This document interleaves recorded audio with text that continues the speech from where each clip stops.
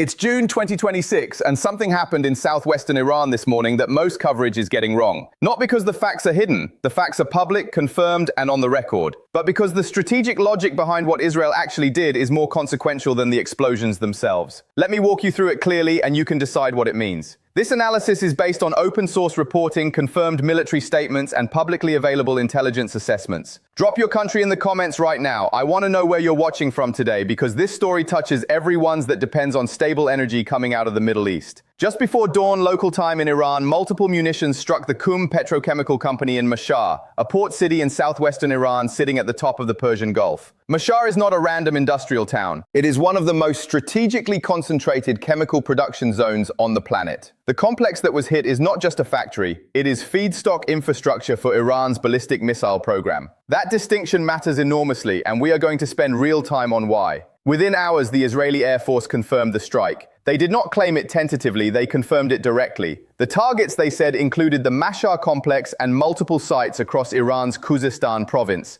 which is the industrial heart of Iran's southwest and the province that borders Iraq. Israeli television reported up to 20 targets struck in a single coordinated operation spanning Isfahan, Tabriz, and Mashhad. 3 cities, hundreds of kilometers apart, hit in the same wave. Now, before we get into the aircraft and the technology, you need to understand the sequence that led here, because sequence is everything in understanding why this strike happened today and not 6 months ago. Roughly 24 hours before the Mashhad strike, Israel hit Hezbollah positions in Beirut's southern suburbs. Iran had warned publicly and on the record that any Israeli strike on Lebanon would draw a direct Iranian response. That warning was not a bluff. Iran followed through.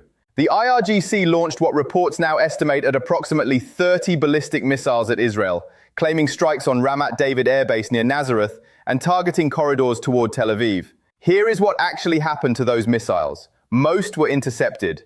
The ones that were not intercepted fell without causing damage to infrastructure or civilians. Iran fired 30 ballistic missiles, and the material result was close to zero. Now think about what that costs. Not in dollars yet, we will get there, but in strategic credibility. Iran's entire deterrence posture rests on the threat that its ballistic missile arsenal is too large and too capable to absorb. When 30 missiles produce zero meaningful damage, that posture takes a serious hit. And Israel read that moment clearly. Monday morning, Israel's response came in coordinated waves. The first wave went after the air defense systems Iran had rebuilt during the ceasefire period since April 8th. Pay attention to that order because it is not accidental. You do not lead with the petrochemical plant. You lead with the radars and the missiles protecting the petrochemical plant. Only after those defenses are suppressed do you bring in the aircraft carrying the heavier munitions. That sequencing tells you this was a planned operation, not a reactive one. Israel did not wake up Monday morning and decide to hit Mashhad. They had a target list, a suppression plan, and a launch window ready to execute. Now let's talk about what aircraft actually did this, because the technology matters to understanding the outcome. Israel almost certainly used a combination of F-15Is and F-35I Adirs. These are not interchangeable aircraft, they serve different roles in a strike package like this. The F-15I is Israel's version of the Strike Eagle,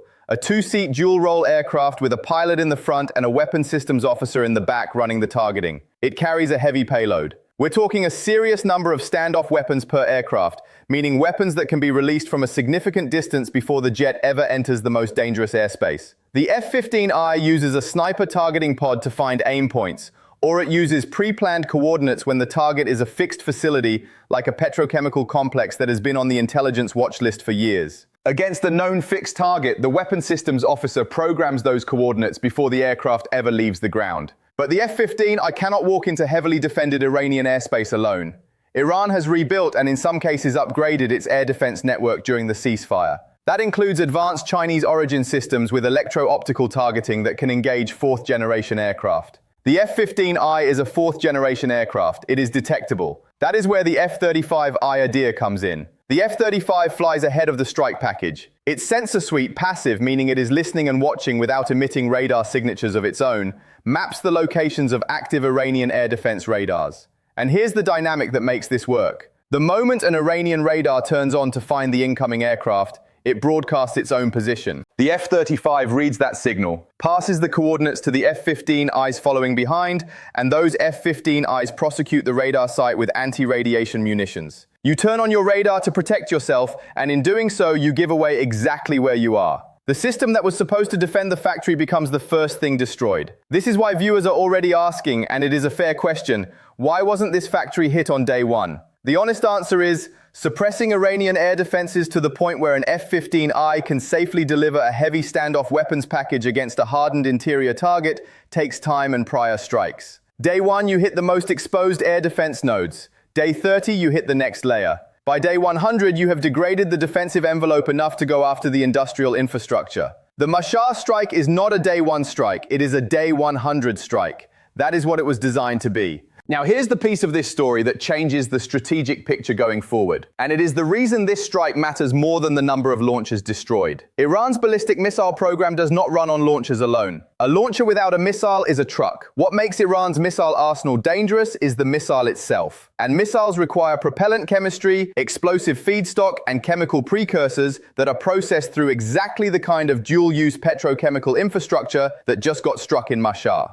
Think of it this way. You can destroy every arrow an army has, and they will go cut more wood and make more arrows. But if you destroy the facility that produces the arrowheads, the shafts, and the fletching, now you have attacked the production rate itself, not just the current inventory. Iran has been firing missiles throughout this conflict. Every salvo draws down a stockpile that takes months or years to replace. The US naval blockade, which President Trump confirmed remains in force pending a final deal, chokes the imported precursors that would otherwise cover those production gaps. And now the domestic facility that was supposed to bridge that gap is a smoke column visible from the Persian Gulf. Iran is in a position where it is spending missiles faster than it can credibly replace them. And the industrial capacity to close that gap just got significantly degraded. One more piece before we get to what Iran actually said after this, and what Trump posted on Truth Social this morning. There are unconfirmed but circulating reports that the strike package may have included high-value targeting of IRGC personnel, potentially including a senior hardline general named Vahidi. I want to be careful here because this is not confirmed, but if accurate, it would represent Israel targeting not just infrastructure, but command continuity within the IRGC's aerospace and missile programs simultaneously. We will update that when confirmation comes in. Here is where part 2 picks up, because what happened after the strikes is where this story gets genuinely complicated. Iran suspended operations and called it a painful response already delivered. Trump posted that both sides are looking at an immediate ceasefire and that negotiations are proceeding. The Houthis declared the Red Sea closed to Israeli shipping from Yemen, and the question that nobody has a clean answer to right now is this. Does this series of exchanges end here, or does it set a precedent for the next escalation cycle? Stay with us. Part 2 breaks down Iran's actual remaining capability, what the deal framework looks like from Trump's leverage position, what China is doing near Taiwan while everyone is watching the Middle East, and the one structural question about this conflict that nobody in cable coverage is asking directly. If you haven't subscribed yet, do it now. Part 2 drops immediately after this, and the next 48 hours in this story are going to move fast. We left part 1 at the moment the smoke was still rising from Mashhad,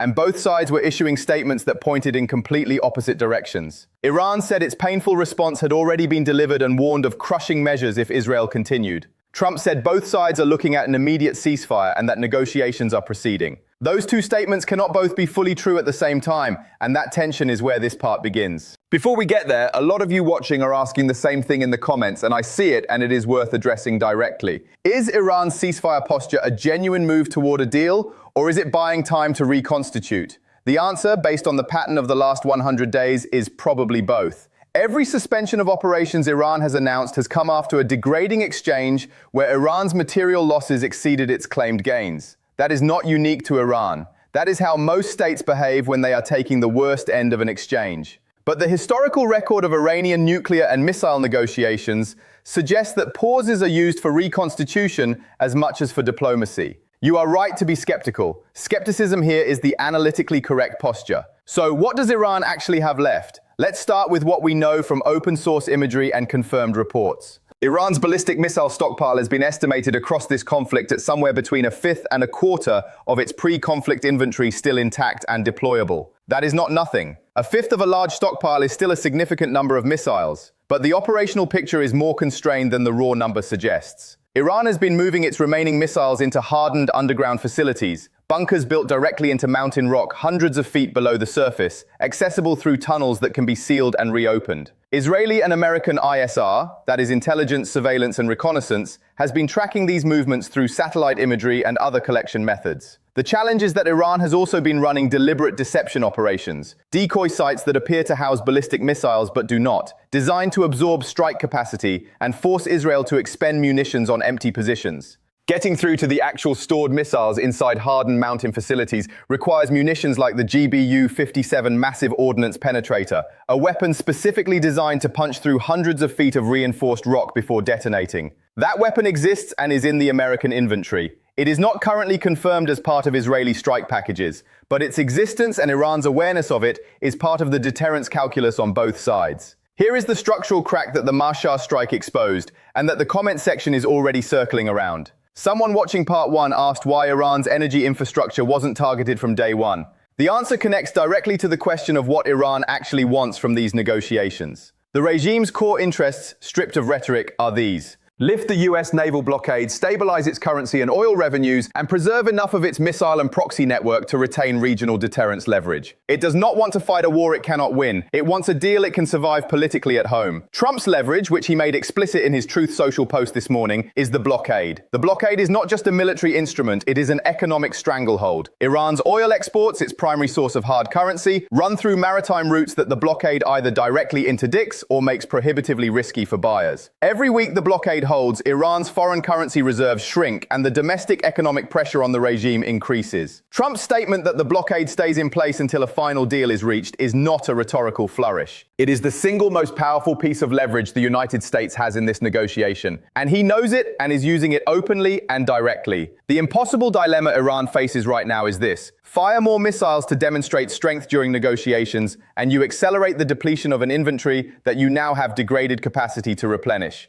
Accept a deal under current conditions, and you signal to your domestic hardliners that 100 days of conflict produced a worse position than you started with. Neither path is clean, neither path is cost-free, and that is genuinely the situation, not a framing choice. Now let's go east, because while the Middle East has consumed the coverage, something significant has been developing near Taiwan that deserves your attention. China has deployed more than 70 military aircraft in operations near Taiwan, in a period coinciding almost exactly with the peak intensity of the Israel-Iran exchange. That timing may or may not be coincidental. Analysts are divided. The argument that it is not coincidental, Beijing watches how the United States manages simultaneous military commitments and looks for moments when American attention and assets are distributed. The argument that it is coincidental, China conducts regular large-scale exercises near Taiwan on its own calendar, regardless of Middle East events. What is new and worth tracking is the coordination between Chinese Coast Guard vessels and survey ships operating near the islands surrounding Taiwan. Taiwan's Coast Guard identified this as the first observed instance of that specific combination. Not just military aircraft, not just Coast Guard vessels, but both operating in a coordinated pattern.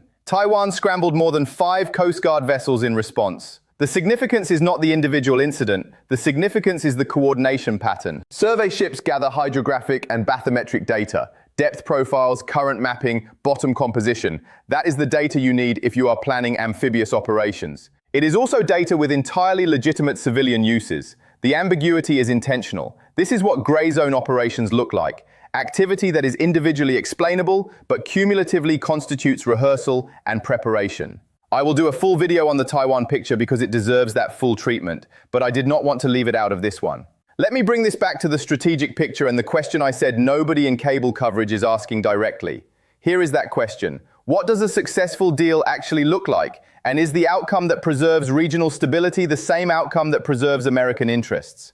Trump's framework, as stated, is a ceasefire with the blockade held in place until a final deal. A final deal, in the most optimistic reading, normalizes Iran's relationship with regional powers in a way that reduces the proxy conflict network, Hezbollah, Houthi, Iraqi militias, that has cost American taxpayers real money in air defense munitions, naval operations, and force protection. The Houthi threat to the Red Sea alone has added measurable cost to global shipping that ultimately lands on American consumers in the form of higher prices for imported goods. That is not an abstraction, that is a real economic transmission mechanism. But here is the honest tension. A deal that Iran can survive politically may require leaving enough of its regional influence intact that the proxy network reconstitutes over time. A deal that genuinely eliminates that network may require conditions Iran cannot accept without regime collapse. And regime collapse in Iran is not a clean outcome. It is a prolonged instability scenario in a country with an active nuclear program